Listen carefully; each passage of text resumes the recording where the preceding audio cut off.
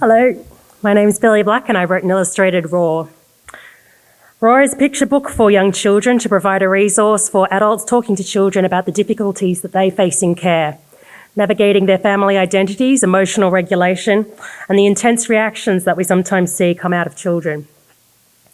My inspiration for this story is in part a great dearth of resources to support young kids in care. When I was in care, there was nothing for children.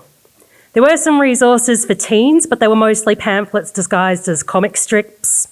They mostly just said, drugs aren't cool, condoms are cool.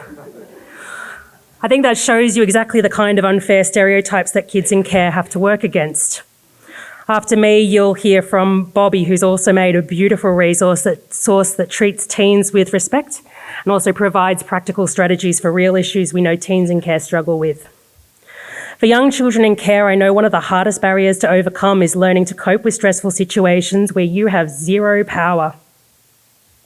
When children cry and scream, adults often call their behaviour naughty. So do children. Children can't be expected to have the experience and maturity to be able to easily process difficult emotions and articulate those emotions to adults, whether they're in care or not. However, children who are in care often have had uniquely difficult and painful experiences on top of all of those regular school stresses and playground politics that all kids face. When you have a lot of painful experiences and emotions, the wisest thing to do is just to try and feel as little as possible. Feeling joy just makes you vulnerable to pain, so just feel nothing. Whenever you can, put on an attitude of indifference. Say, I don't know, I don't care, whatevs. If something bad happens, laugh it off if you can. But if you can't laugh it off, how do you stop feeling something painful? You shut your brain down, stop engaging, run away from the threat, or you resort to blind fury, stop the conversation through violence and screaming, freeze, flight, fight. We call these challenging behaviours in foster care training, but they are really coping behaviours. They're designed to cope with the immediate danger of pain. And then what do carers do when their child smashes the TV because there's no yogurt? I would love to think that many modern carers might respond therapeutically, but how long can they do that before they themselves are living in chronic stress? And they start responding with their own coping behaviours. Maybe with freeze, they just ignore the meltdown. Maybe with flight, they might send their child to their room for a timeout. Or worse, fight. They might yell back, even smack them. If kids and adults use these coping behaviours, it becomes a self-feeding cycle that spirals out of control, ends in placement breakdown, suspensions, expulsions. The child moves to a new carer that they are even less likely to develop trust in. Kids don't know the reasons that they get upset about small things. They just know that they've been naughty, and often presumably because they're a bad child. After all, there's a reason that I moved placements, and there's a reason that I'm in foster care in the first place, and that's because I'm too hard to look after. Even young adults who have left care say things like, yeah, it's never a child's fault that they're in care. Well, I mean, in my case, it kind of was my fault. And I catch myself saying that all the time. It is never the child's fault that they're in care. For all those children, in my case, a little bit my fault. You really have to train yourself out of that mindset. So how do you talk to a child about how to feel safe with their feelings when they avoid their feelings because they're ashamed of their feelings because they think it's their fault that they're naughty because they're a bad kid? Well, here's my story about how I learnt to feel safe while I was in care. That's me, or just about. I was a bad kid. I was very naughty. I skipped school all the time, although I did ace my exams. I was strangely popular with friends, although I would drop them at the first whiff of rejection. I never talked to caseworkers, and I had a new one every month. I was always angry, and when I was angry, I either decided to be mute or I would yell and make death threats. But I was never sad and I was never scared. And I really mean that. I really can't remember being sad or scared much at all this time. It's hard to find foster carers for angry older kids. So for my teenage years, I lived in a refuge where caseworkers were hard to avoid. Coming to case meeting is a requirement of you living in this refuge. Well, kick me out then. I will live in the gutter. I don't care. I don't have feelings. I am immune to feelings. Eventually, they did have to kick me out because me and another girl were swapping death threats. They found me the only other refuge in Sydney with a bed available, and that was in the Shire. It was far, far away from my school, my friends, anything that I knew. My caseworker was driving me over there and she tried to make small talk with me, so I hissed at her like a cat. She said to me, well, okay, here's my tip. If you ever really can't stand what's going on, tell your new caseworker, I don't feel safe. It's a magic phrase. It makes caseworkers drop everything that they're doing and really listen to you and actually try to help you. I thought, okay, great advice, cheers. That's the lamest fucking thing I've ever heard in my entire life. When I got there, the worker showed me my room. She said, lock's broken at the moment, me meaning to get it fixed. Sorry about that. I said, well, I don't feel safe. I need the lock. She was like, would you feel safe just for tonight? No. How do I know you pedos aren't going to come in and attack me while I'm sleeping? Obviously, very flippant, but really more to prove that Mary Ann's magic phrase didn't work as well as she thought it did. Actually, they got a locksmith out and I got to stay up an extra hour and watch TV while I waited. The next issue is my school is now 2 hours away. They got a uniform for the local high school and it was mustard on green. I said I won't feel safe if I look like diarrhea smeared across the lawn. I said, actually, I don't think I feel safe at any school other than my own school. I could not believe that they let me stay at that school, 2 hours away. All of those other times that I had to change schools when I changed placements, could I have just chosen not to change schools? Nobody told me that. Later that day, it was time for rostered chores. Well, what a shame, because I don't feel safe mopping. The staff worker said, okay, well, I could swap you for wiping down the counters. It's kind of not a bad deal, really. I was becoming deeply impressed with this magic phrase. I said, actually, I feel safest when the fridge is organised. Can that be my chore? And she let me. Now, that's actually quite a lot of work when you're living in a refuge with 6 kids, but I really felt like I was cheating the system now. Once I realised, though, that I was allowed to feel unsafe about something as small as mopping, that actually validated feeling unsafe about all of the other weird little things that I used to freak out about. Suddenly I was asking for compromises on everything, and I quickly learnt it works double if you say please. We had to hand in our phones at 9 p.m. every night, so I asked if I could just hand in the SIM so I could still use my phone in an emergency and play Candy Crush. I asked if I could have locks on my backpack, a less scratchy blanket, ingredients for risotto. I couldn't believe how cooperative adults were being. If I only said that it made me feel safer, teachers happily gave me extensions. Sometimes they even let me change the essay topic. How devious! I was tricking them all. I was tricking them all with the power of pretending I'm trying to feel safe. So now I'm an adult, and in retrospect, despite my blasé attitude at the time, I really did feel safer in a strange refuge with a lock on the door that worked. I really did feel safer at my own school. And yeah, okay, I don't like mopping, but I realised that I was allowed to tweak the rules just for the reason of feeling safer. I chose something that really did make me feel safer, which was getting familiar with our food and controlling how it was arranged. Having my phone, locking my backpack, comfy blanket, making risotto, all of these things gave me security. And over time, my brain started to relax. I started being able to laugh off bad situations rather than letting myself be overwhelmed by anger. I mean, look, I wasn't going to start processing any deeper feelings for about a decade yet, but relaxing and having agency in my life was huge. I'm sure all of my adults were amazed I was suddenly so engaged, asking for control over every little detail of my life and negotiating all of these compromises. But where before I had refused to come to a single case meeting, Suddenly, I said I wouldn't be safe if one happened without me, and I wanted to decide who could come to it.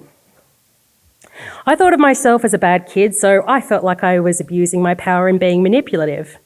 And, possibly some adults maybe also thought that I was abusing my power and being manipulative. But this is actually what we want for children. When adults take your request to feel safe seriously, you learn that adults really care if you feel safe.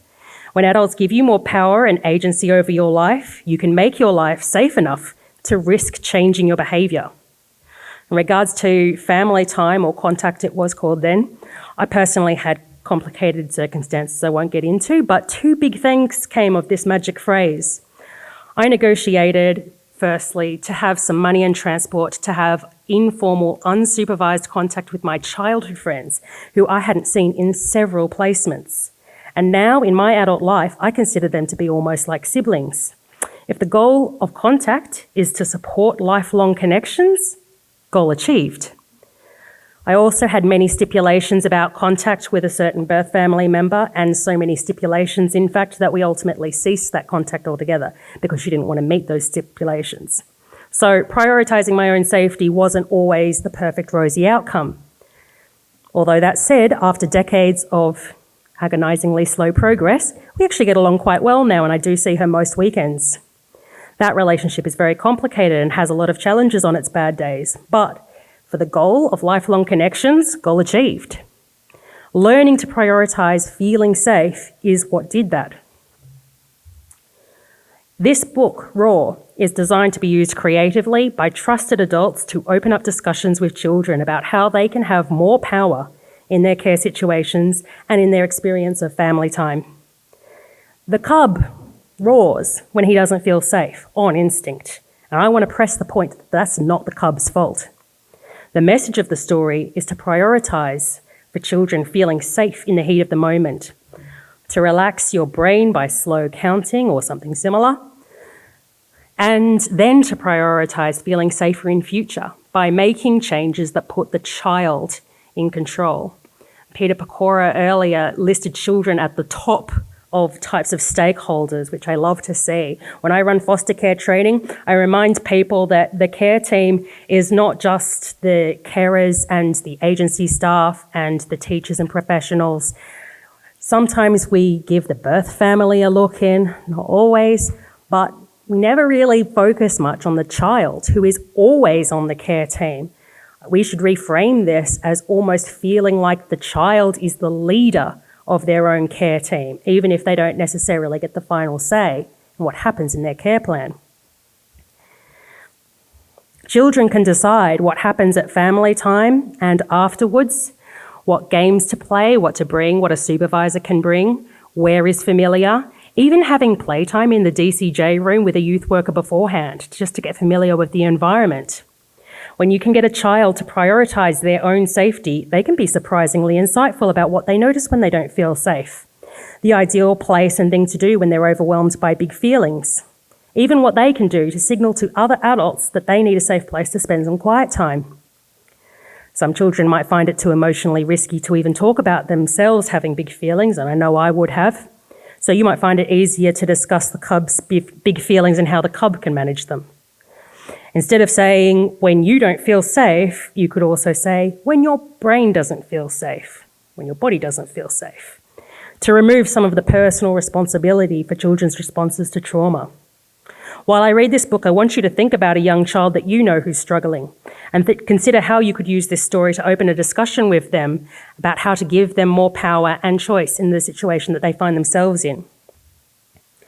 So on page 2 here, I've put a QR code to the online copy of this book and also an adult's guide where you can see a range of different ways to use this book to open up discussions that are meaningful and relevant and timely to the child that you're working with. Raw. Born in the jungle, my family's tough. We're fun in the good times and brave when it's rough.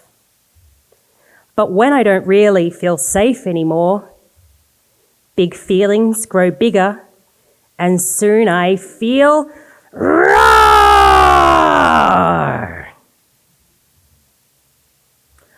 Over time, I can learn to love a new place, but it's tough when there's raw on your fur and your face. I'm glad, sad, and mad, and I'm ready to spring. I'm strong, so I always feel more than one thing. On the surface, I'm calm and goofing around, but inside those feelings are still mixing round. Even just one tiny bad feeling more. Big feelings grow bigger, and soon I feel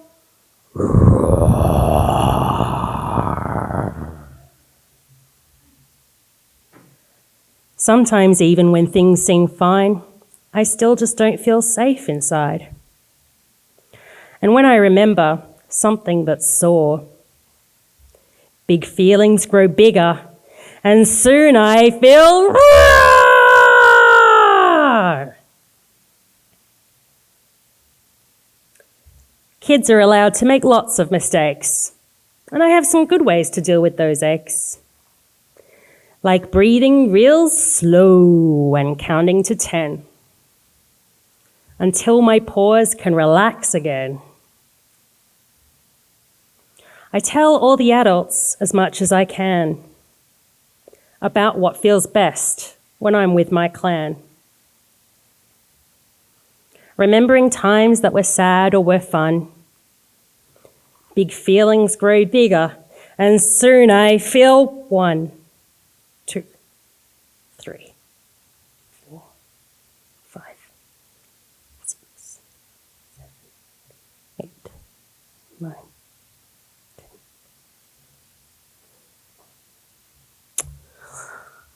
Would anybody like to ask any questions?